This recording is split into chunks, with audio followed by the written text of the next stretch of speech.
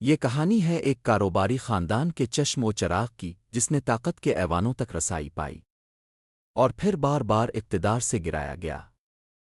نواز شریف 25 دسمبر 1949 کو لاہور میں پیدا ہوئے ایک کشمیری پس منظر رکھنے والے شریف خاندان میں۔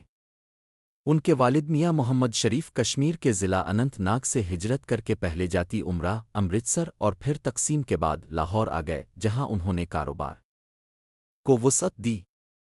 نواز شریف نے تعلیم سینٹ انتونیز ہائی اسکول اور گورنمنٹ کالج لاہور سے حاصل کی اور پھر پنجاب یونیورسٹی سے قانون کی ڈگری لی۔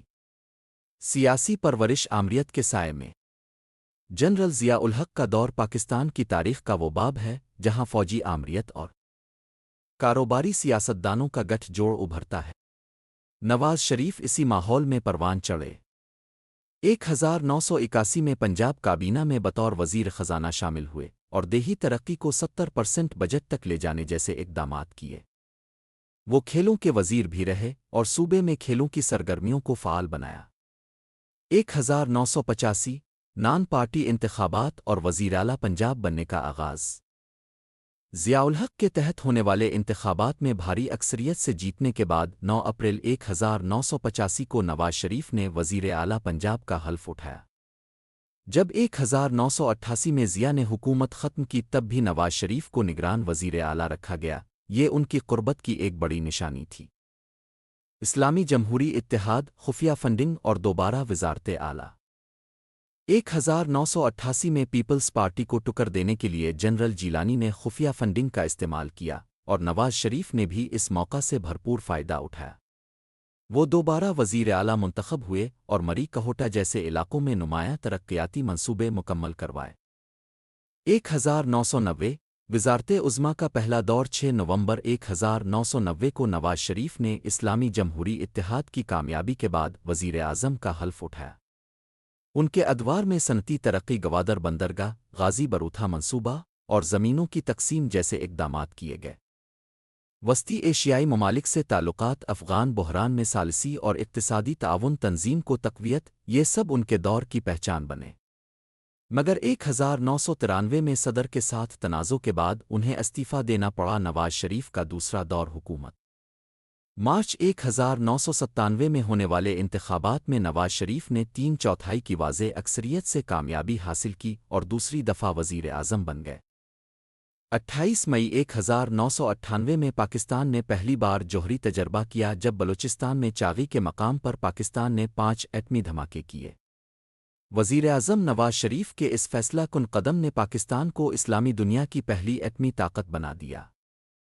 دنیا نے دباؤ ڈالا، لالچ دیا، مگر نواز شریف نے ایک بات کہی: قوم کی غیرت نیلام نہیں ہو سکتی۔ اور پاکستان ناقابل تسخیر بن گیا۔ 1999 پرویز مشرف اور ایک خفیہ سازش۔ 12 اکتوبر 1999 کو اس وقت کے army chief general Pervez Musharraf نے نواز شریف حکومت کا تختہ الفالٹ کر اقتدار سنبھال لیا تھا۔ اس روز پاکستان ٹیلی ویژن اور وزیر اعظم ہاؤس میں فوج داخل ہو گئی تھی اور نواز شریف کو فوجی تحویل میں لے لیا گیا تھا۔ وزیر اعظم نواز شریف نے جنرل پرویز مشرف کو ہٹا کر اس وقت کے DGISI lieutenant general Khwaja Zia Uddin but کو آرمی چیف تعینات کر دیا تھا۔ جنرل پرویز مشرف اس روز کولمبو سے کراچی آنے والی پرواز میں تھے، جسے مبینہ طور پر کراچی اترنے کی اجازت نہیں دی گئی تھی۔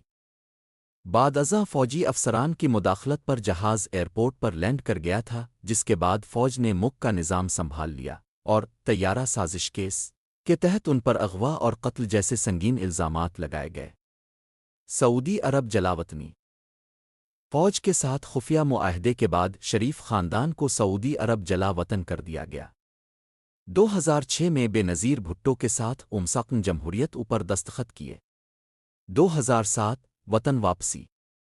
عدالت کے فیصلے کے بعد نواز شریف 25 نومبر 2007 کو خاندان کے ہمراہ وطن واپس آئے، ایک نئے سیاسی باب کی تیاری کے ساتھ۔ بطور وزیر اعظم تیسرا دور۔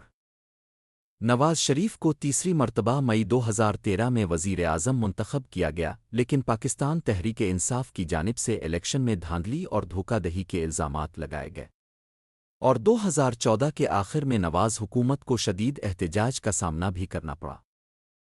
اس کے بعد پاناما لیکس نے پاکستان کی سیاست میں بھانچال برپا کر دیا۔ 4 اپریل 2016 کو پاناما پیپرز میں وزیر اعظم نواز شریف کی صاحبزادی مریم نواز کو 2 آف شور کمپنیوں کا بینیفیشل مالک قرار دیا گیا۔ نااہلی کا فیصلہ۔ عدالت عظمیٰ نے اکتوبر 2016 میں پاناما پیپرز کیس کی سماعت شروع کی اور ایک مشترکہ تحقیقاتی ٹیم JIT تشکیل دینے کا حکم دیا، جس نے نواز شریف کو کیپٹل FZE نامی ایک دبئی میں قائم کمپنی کا چیئرمین پایا اور انہیں نااہل قرار دے دیا۔ 2017 کو سپریم کورٹ نے 3-2 کا فیصلہ جاری کیا، جس میں جسٹس آصف سعید کھوسہ اور جسٹس گلزار احمد نے وزیر اعظم نواز شریف کو نااہل قرار دیا۔ یوں 3 بار وزارت عظمیٰ حاصل کرنے والا شخص تیسری بار اقتدار سے ہٹایا گیا۔ نواز شریف کی کہانی صرف ایک سیاستدان کی نہیں، یہ پاکستان کی سیاسی تاریخ کا آئینہ ہے، جہاں اقتدار، اسٹیبلشمنٹ، عوامی طاقت اور جلاوطنی ایک مسلسل چکر میں گھومتے ہیں۔ مزید ایسی تاریخی سیاسی کہانیاں دیکھنے کے لیے ہمارے چینل کو سبسکرائب کریں۔